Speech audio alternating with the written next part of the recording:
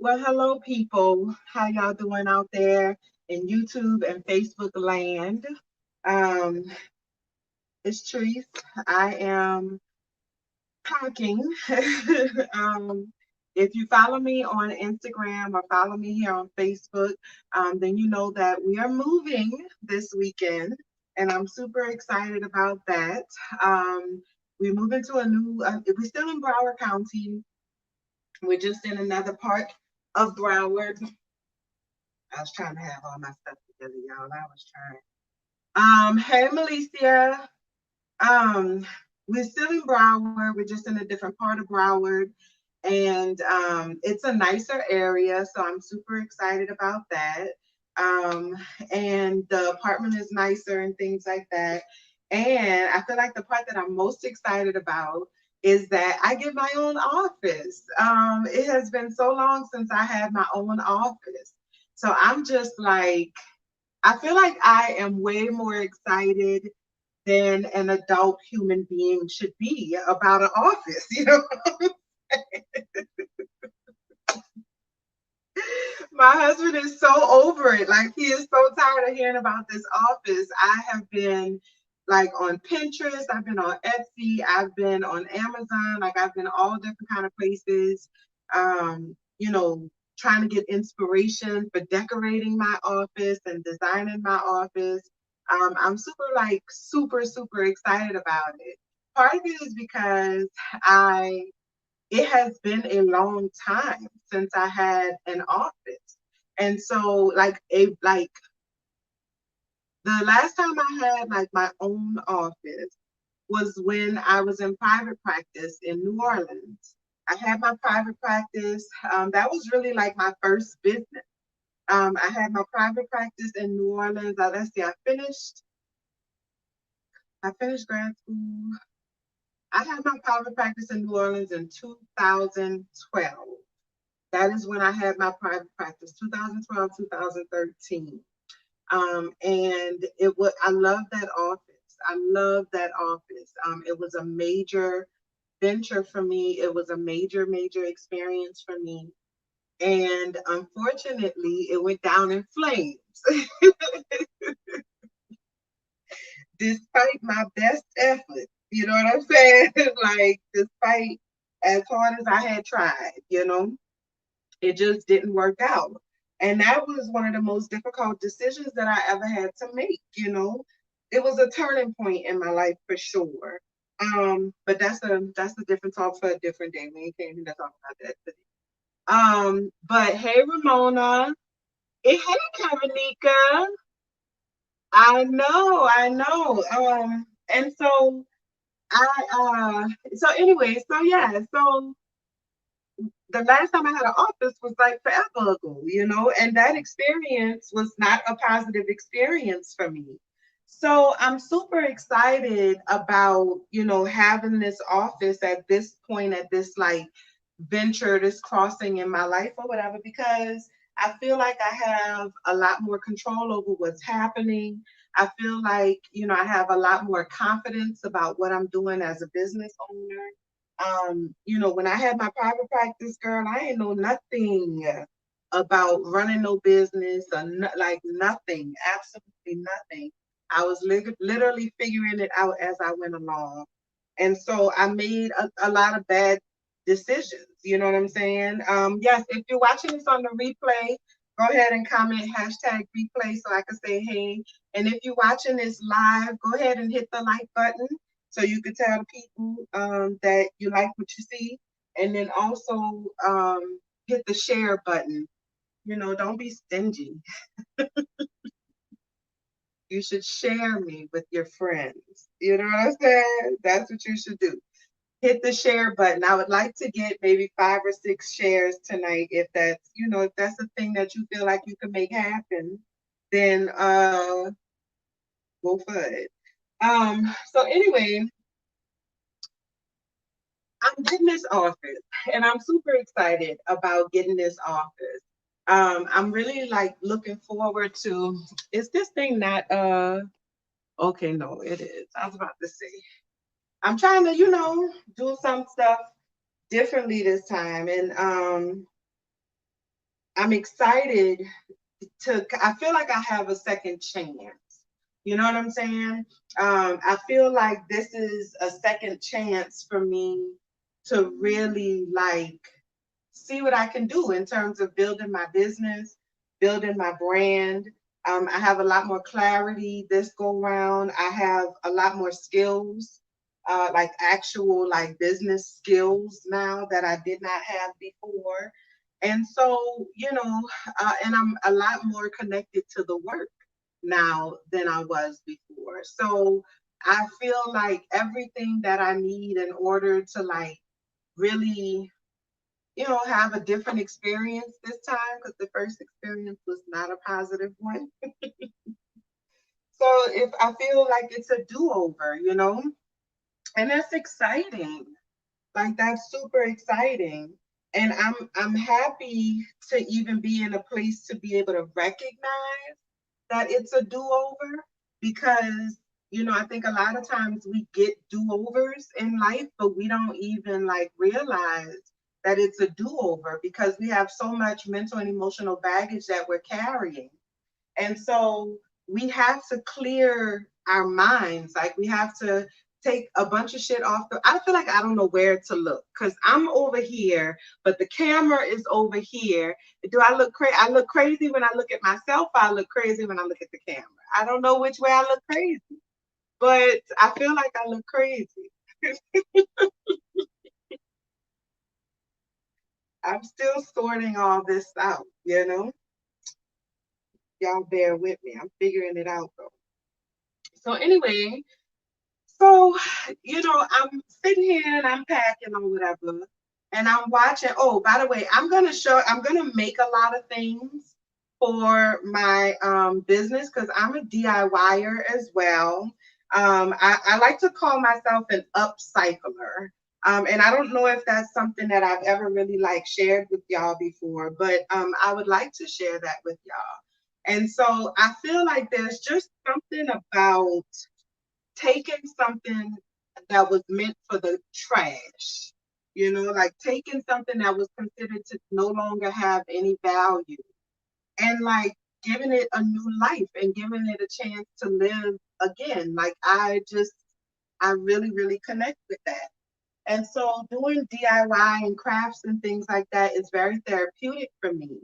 And I would like to be able to share that part of myself with you all because I think that when we're thinking about ways, like I feel like when we think about what healing is supposed to look like or like what it means to engage in self-care, like we always think about, oh, you got to get a spa day, you got to get your nails done, you gotta like soak in a bath bomb or some shit like that. I'm not the bath bomb kind of girl. Bath bombs are not my thing. It's just not. It does not make me excited. I'm not that girl that like if I don't I would prefer to never really have to get my nails done. I mean, I enjoy getting my nails done when I go, but I really don't like getting my nails done because every time I get my nails done, when it's time for the nails to come off, it damages my nails. And I hate that. I would rather have my nails be healthy than to have them, be pretty. So I don't get excited about stuff like that. So that means that I have to find other ways to take care of myself and like to reward myself for a job well done when I've done a good job on something. I have to figure out what self-care looks like for me. And everybody has to figure out what self-care looks like for themselves. But that's a different talk for a different day. Again, that's two. Y'all have to remind me, okay? Remind me I was supposed to come back to them. So anyway, I'm sitting here and I'm packing and stuff because I've been putting it off and putting it off. Started doing a few things here and there, but I really ain't been doing like I need to be doing. So I really don't have time to not pack tonight, but I also wanted to talk to y'all because I'm sitting here watching this show on Netflix, just trying to make the time go by or whatever. I'm watching the Indian Matchmaker. Have y'all seen the Indian Matchmaker yet? I feel like I'm late to the party.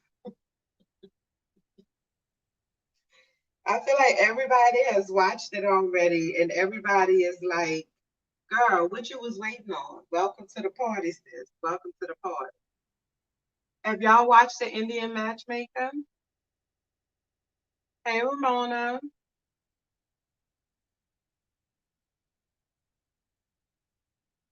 Yes, Paula, pistachio shells. Listen, I wanna make something with pistachio shells. There's something about the look of them. I love. Oh, you know what? You gave me a good idea.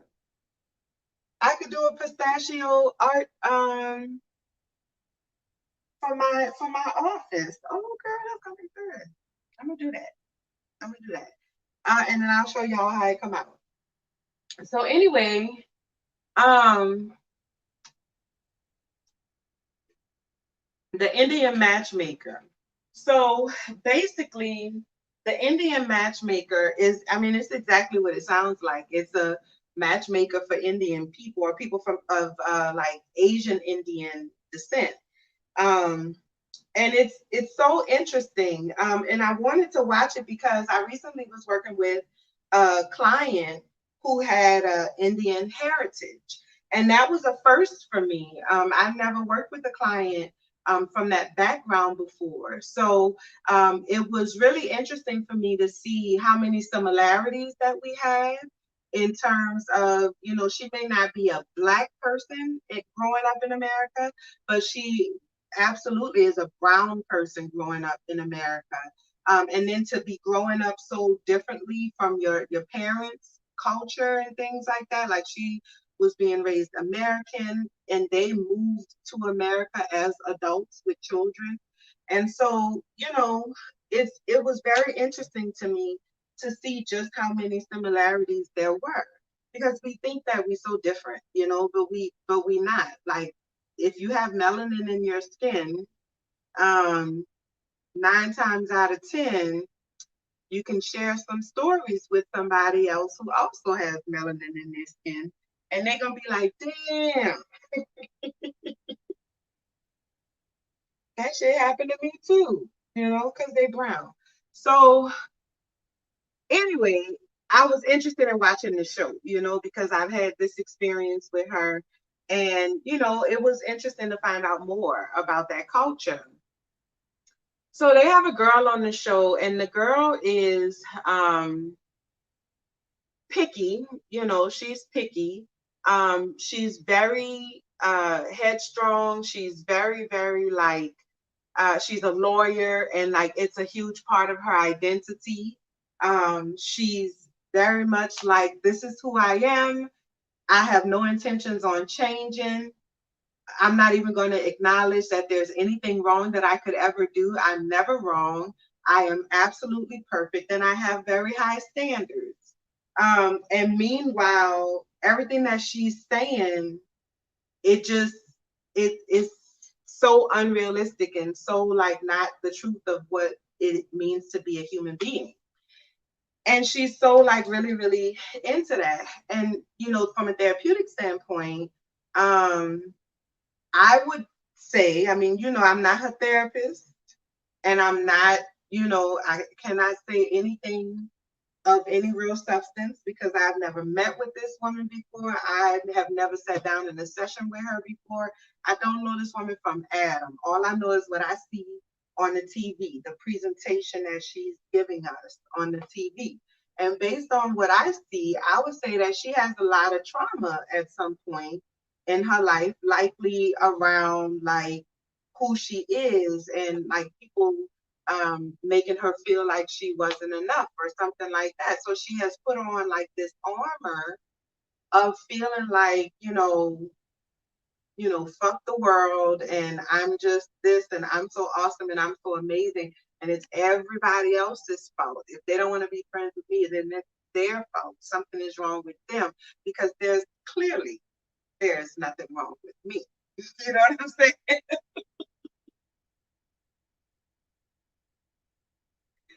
You know, She's that type of chick, you know?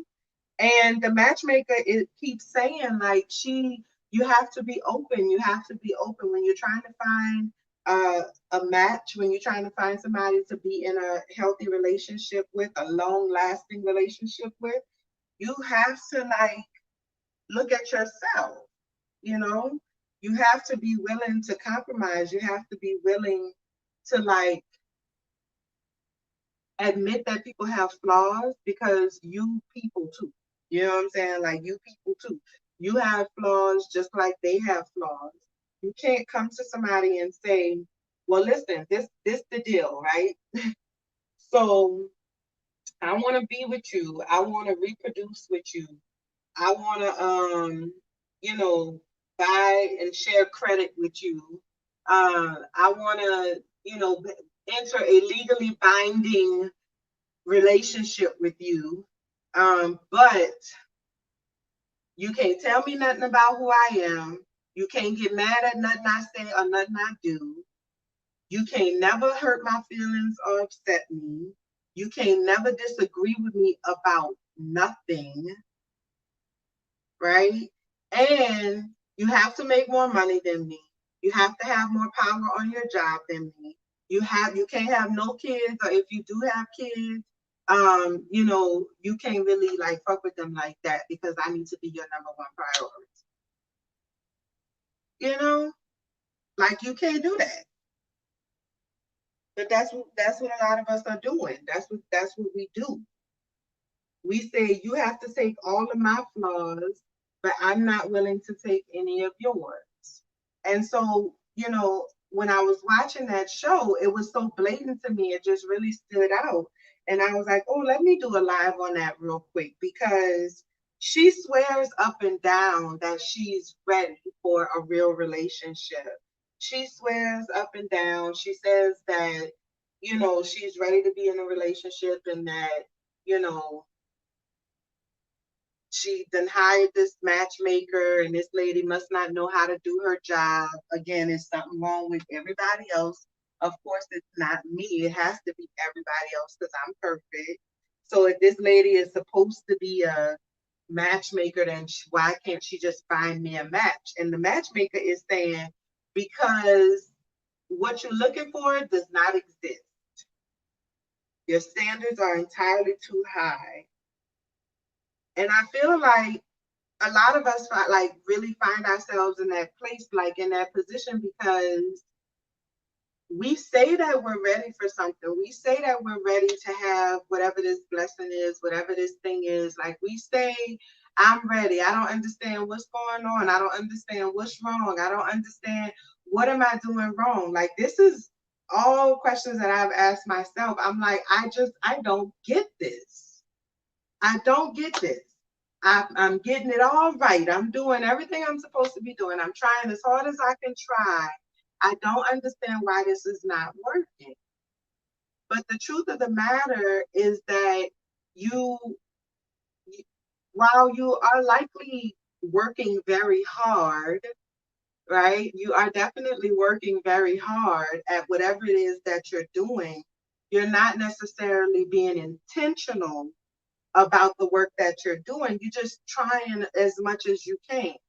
So you don't really know how to handle these things. You don't really know how to, you know, like emote.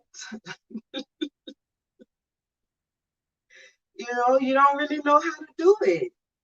And so when you find yourself in a situation that requires you to be able to do that, you struggle with it and it ends up making things a lot more difficult for you, you know, because the truth of the matter is that in order to like experience life and to go through life, you have to like be able to communicate with yourself. You have to be in touch with yourself. You have to be in tune with yourself, you know?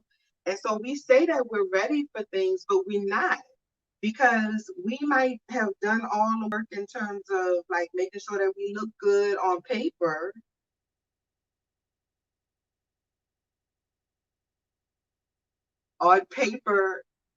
alone. You have to make sure that the real life version of you matches what's on paper. And, you know, for a lot of us, it just does not add up.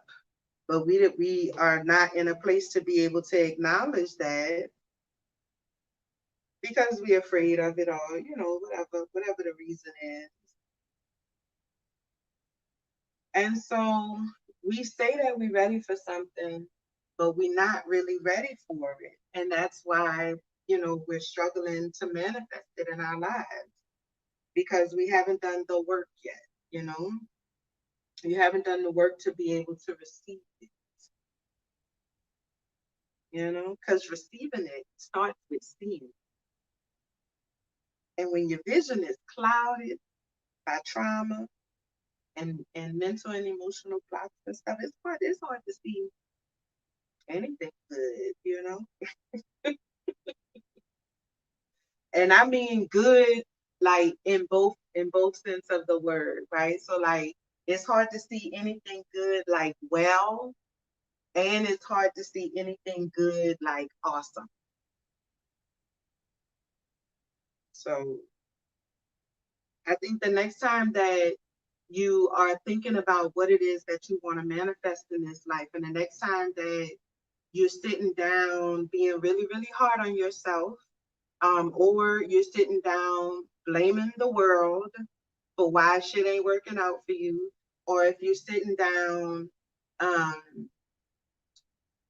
just feeling really, really bad about who you are as a human being, right? In those moments, I want you to stop and remind yourself that you can get what it is that you want if you really just be willing to put in the work. And that means making a commitment to addressing all of those things that you've been trying real hard not to address for most of your life. You know what I'm saying? All those early childhood traumas, all of those early adulthood traumas, relationship traumas, racism traumas, you know, all the traumas. You know what I'm saying? Whatever, every all got them, whatever your traumas is, you know. So we have to be willing to confront those things in order to manifest the thing that we want. It's great that you have it, you know, going for you on all of the other layers or whatever, like career on point and, you know, maybe finances on point. But if you're not emotionally healthy, you're probably not financially healthy, because those two things kind of go together. But you know, maybe you do have it all together in your finances, you know, and you're just saying like, you know, everything is awesome except for this one thing. It might be relationship, or it might be finance, might be career, might be entrepreneurship, whatever it is. But you know, this one thing, and I just don't know what's going on. I don't know why. I'm working. I'm trying so hard, and I really want it to happen for me, but I'm really starting to think that it's not going to happen for me. Like whatever it is, you know, all those conversations that we have with ourselves when we think no one is watching. That's Taking the Fingers. Well, it's not their first album. It might have been their first album. I don't know. But their last album, not Green Balloon, but the one before Green Balloon. Y'all listen to Taking the Fingers? If you don't, you should. Um, Taking the Bangers, Take has a song called Human, and it's one of my favorite songs. It's really like a poem. It's like spoken word to music, you know. And what I love about the poem is that she really talks. She like plays up the how interesting of a juxtaposition it is, like to be a human being, you know. And it's it really makes you think about what it really actually means to be a human being and how like fucking amazing that is. You know, you could have been a mosquito, girl.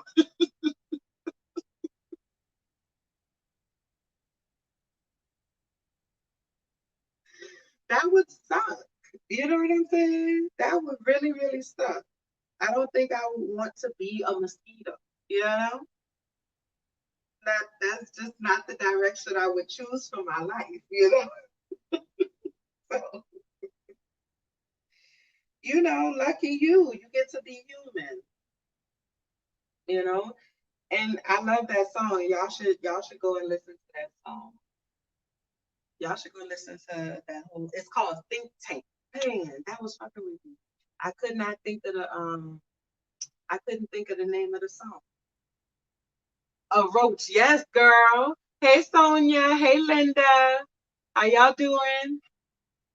Um, yes, Paula. Girl, you could have been a roach, girl.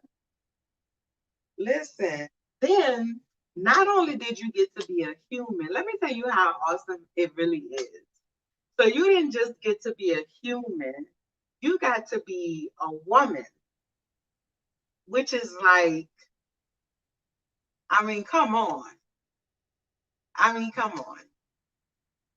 You know, then you got to be a black woman. That's like way up there.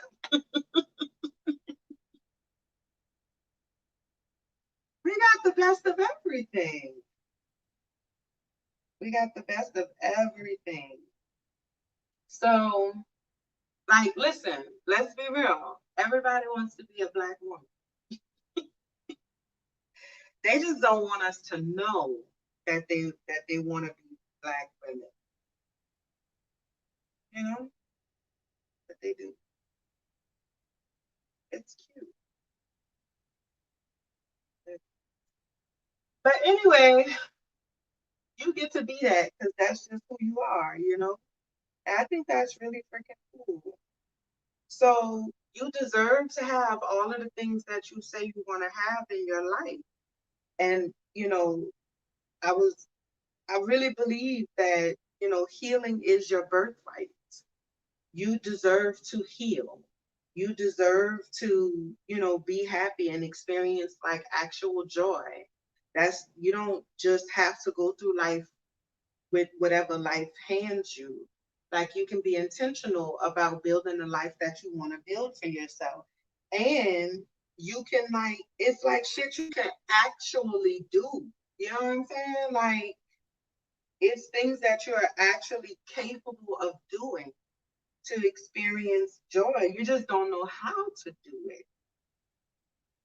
You just wasn't never taught. You know what I'm saying? Because your mama ain't know how to do it either. But I do, and I'm gonna teach you.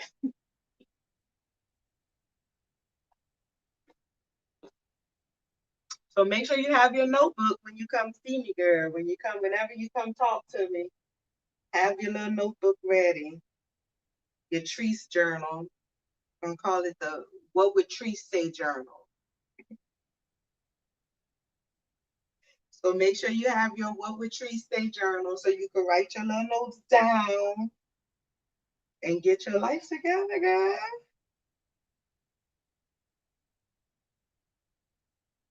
I hate packing. I really do. But I'm gonna go and do this. I just wanted to stop and talk to y'all. That was on my heart, and I'm being more intentional about coming and sharing with y'all when the mood hits me. And now that I have my own office, well, I'm getting my own office on Saturday. I'll be able to do more of this. So I'm super excited about that. And tell a friend to tell a friend to tell a friend, bring a friend, and then tell them to bring a friend too. Okay. I love y'all and I appreciate y'all. And until next time, be well. I don't know where to look. Here, hey, bye, y'all.